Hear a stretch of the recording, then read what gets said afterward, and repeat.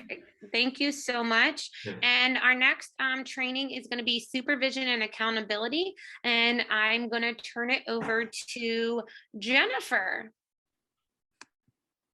Okay, so this training is supervision and accountability. Next slide. Oh, hold on. Let me put it to slideshow. This out play. So the purpose of this training is supervision is to keep children safe by using direct and active supervision along with having accountability of children. Next slide.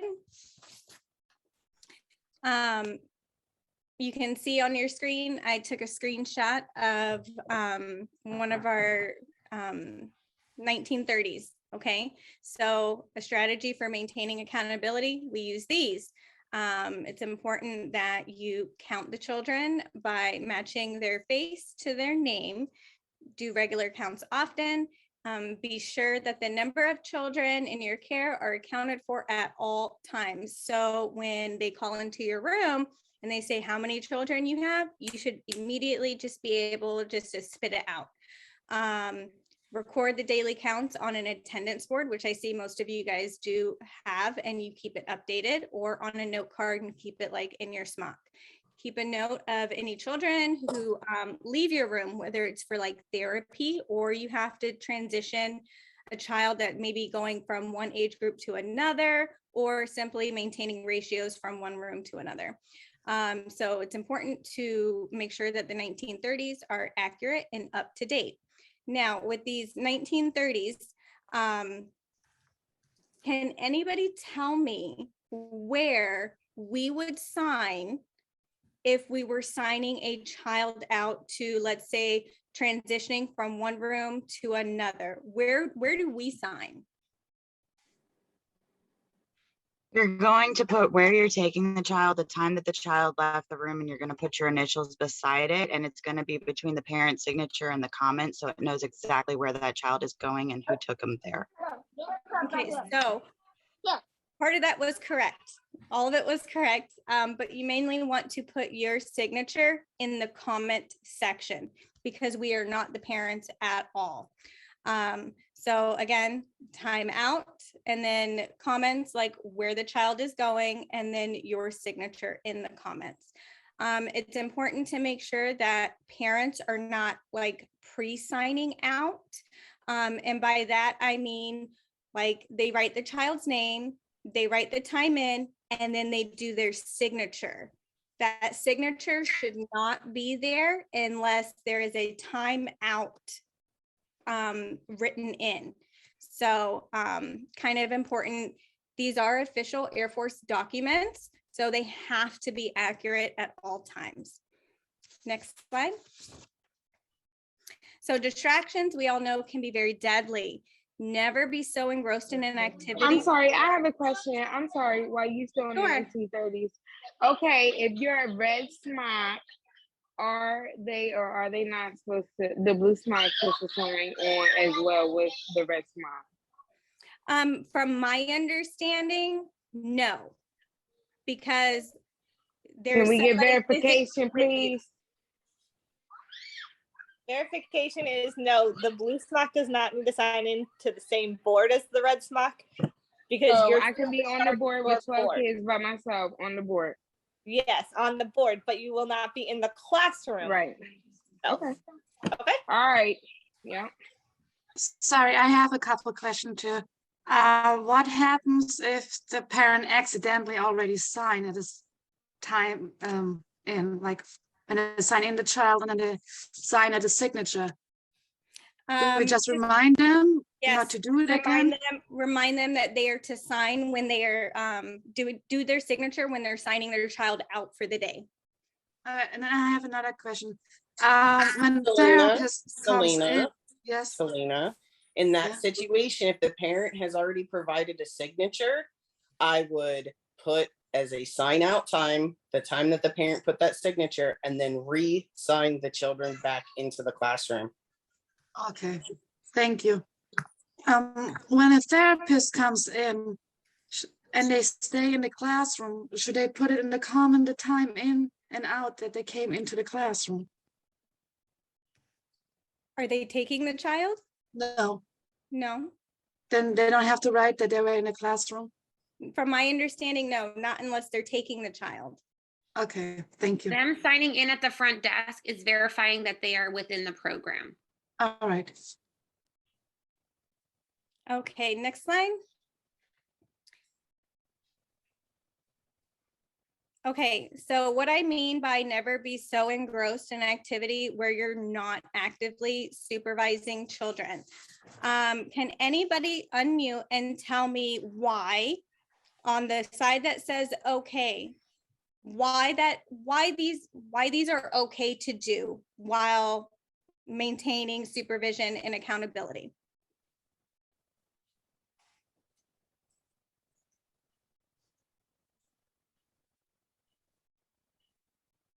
Nobody knows. Because we are so aware of what the children are doing. Like we can look at them and we can stop any time of what we are doing and help them if we have to. Correct. Yeah, I was going to say the exact same thing. Correct. So can anybody tell me on the side that says not okay, why that this is not okay?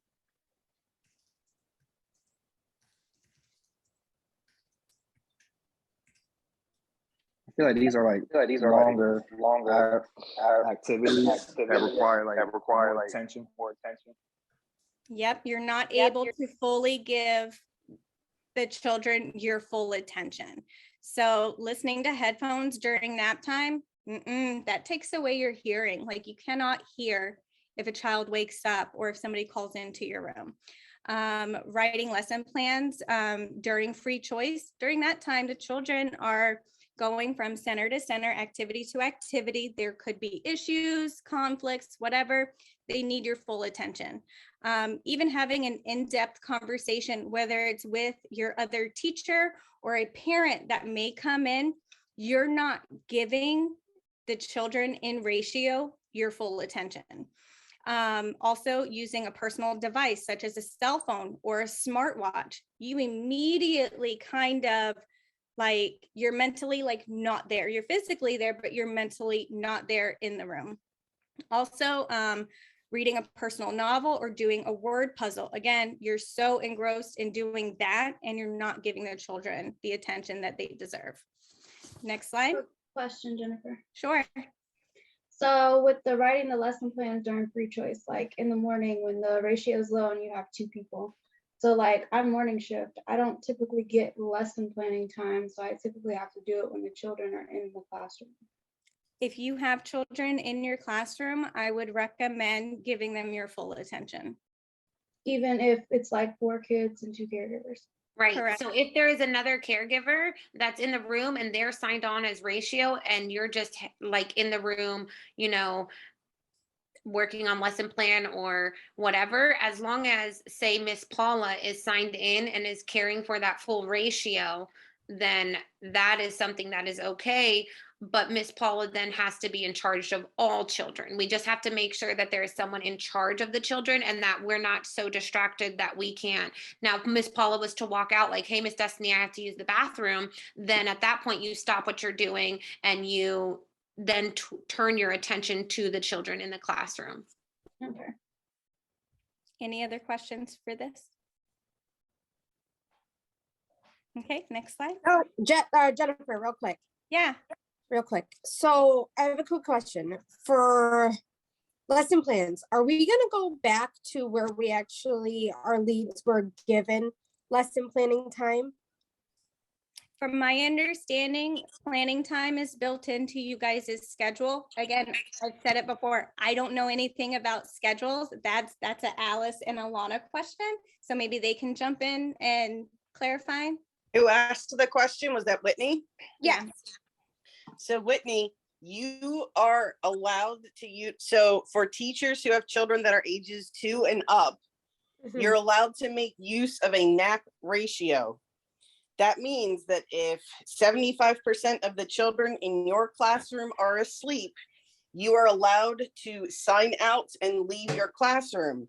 However, you have to be fire tagged to your classroom, which means that if the fire alarm goes off, you have to haul back to your classroom. So you cannot leave the building when you're fire tagged. You cannot use the bathroom when you are fire tagged. You cannot go out to the garden when you are fire tagged. So that's how toddlers and preschoolers are supposed to accomplish their training. If you share your wing with single ratio rooms that do not have that option, make sure that you're affording them the opportunity to make use of your nap ratio. So you could leave your classroom, go to Miss Helena's room, and she would be fire tagged for your room. I don't want to get hugely into fire tagging right now. We can discuss that a little bit more in depth offline if you have questions about it, but that's how planning time is facilitated for children 2 and up. But how does it work when we have behaviors in the classroom at nap time, where normally it's one teacher with one behavior and one teacher with the other behavior? And then lesson planning is normally not able to be done during the week. So it's like quickly being done.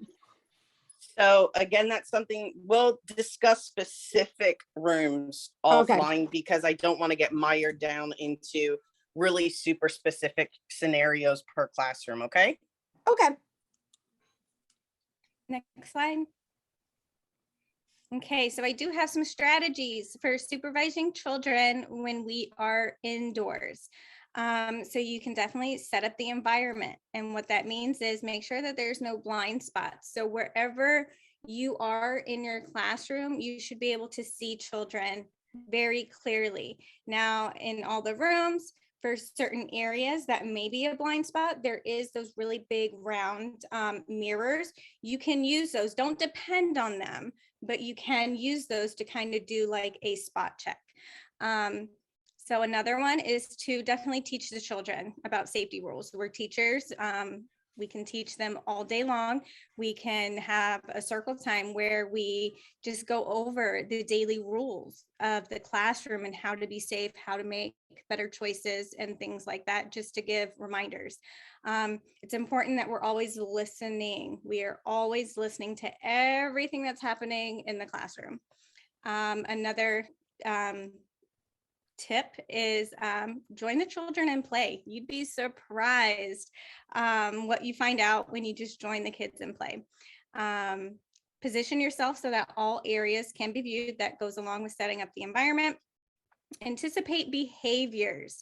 So what I mean by that is know your children, know their abilities, and maybe they're not, I'm not going to say disabilities, but know their strengths and their weaknesses. If you know that little Susie has a difficult time sharing, especially in home centers, like she feels that that is her home, nobody can come in and join it, it's hers, make sure you keep a listen out, stay close by. So if a situation does happen, you can help her make a better choice and diffuse any possible situations that come up. Always use positive guidance when you're doing that. Engage and redirect. And by that, I mean, engage them in an activity, follow through with that activity. That's engage and redirect. And always, always, always scan and count your classroom. I think I've heard Alice mention, kind of think of yourself as like a lighthouse, and that goes around and around. So make sure you're just always scanning and counting throughout the day. Next slide. Strategies when supervising children outdoors. Increase supervision. The reason why I say that is because it's a bigger space. I think more accidents tend to happen outdoors because there's a little more freedom. So it's important to always increase the supervision.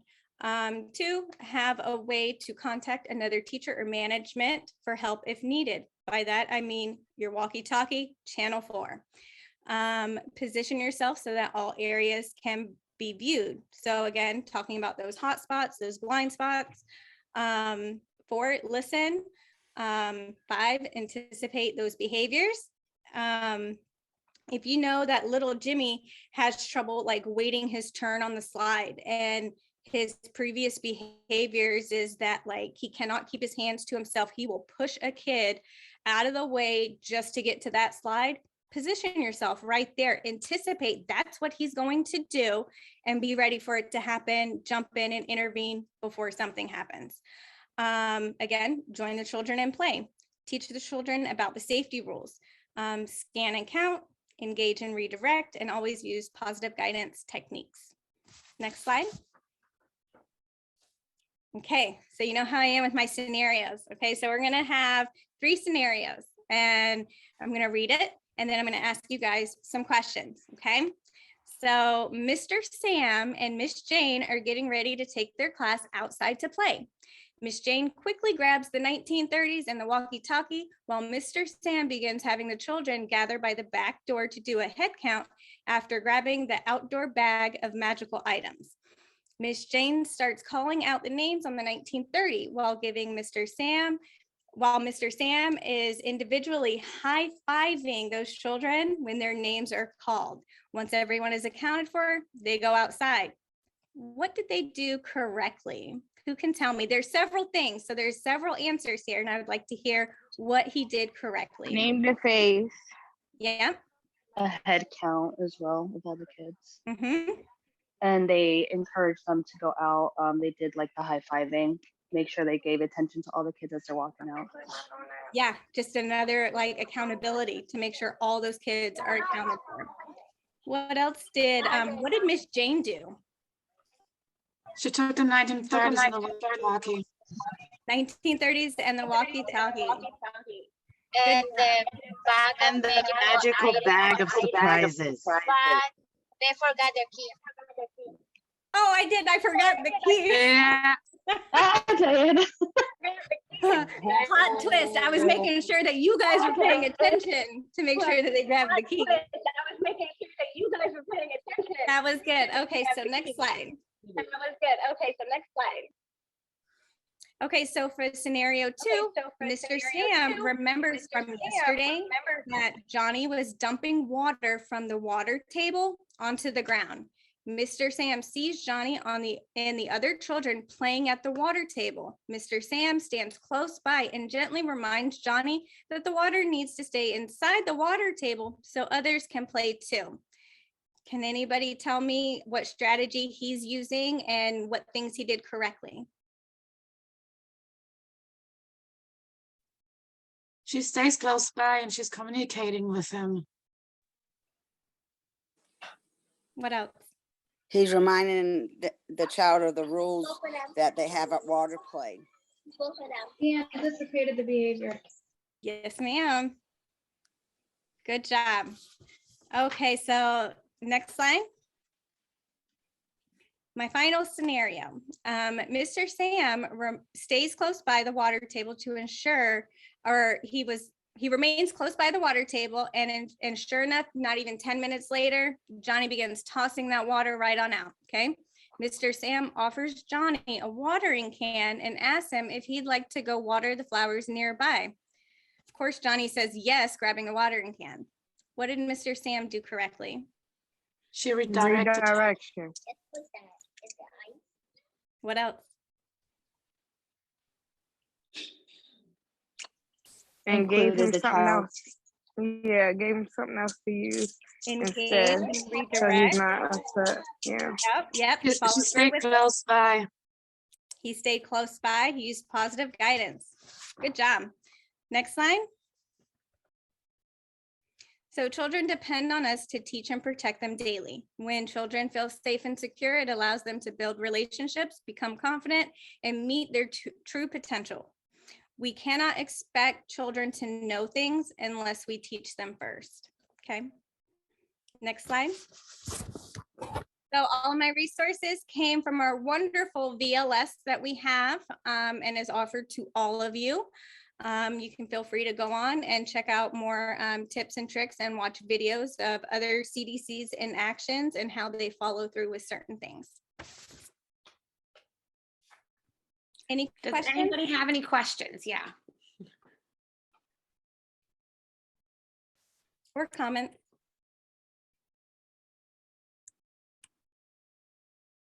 Well, I just wanted to thank you, Ms. Jennifer, for the great session. I just wanted to reemphasize the importance of having our eyes on the kids at all times. If we think about the last 12 months, some of the incident reports that happen in our centers are situations where children get hurt for some reason or another. If you ever have an accident in the classroom, don't feel bad, because things happen. Things are meant to happen. Don't feel like you're going to be reported. You know, in a split of a second, a child can just bump his head against a cubby or flip a cubby. Accidents happen. So we want to reemphasize the fact that we fully support all of you as our caregivers, because we know that you are the frontliners, and that if for any reason you have an incident, an accident, don't be afraid to report and to let us know.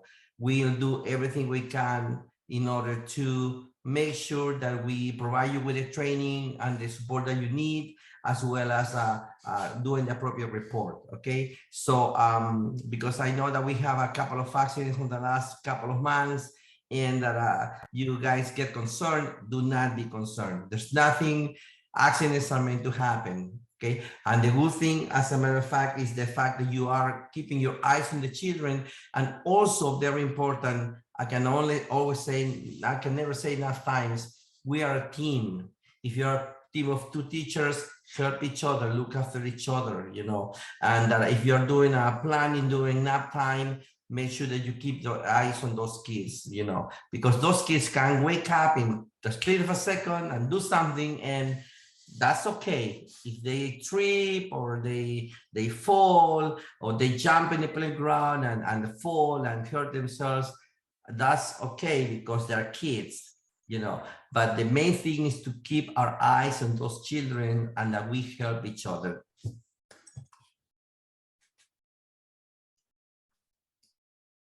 Thank you, Dr. B. Is there anything else anybody has a question about, or anything else anybody wants to add?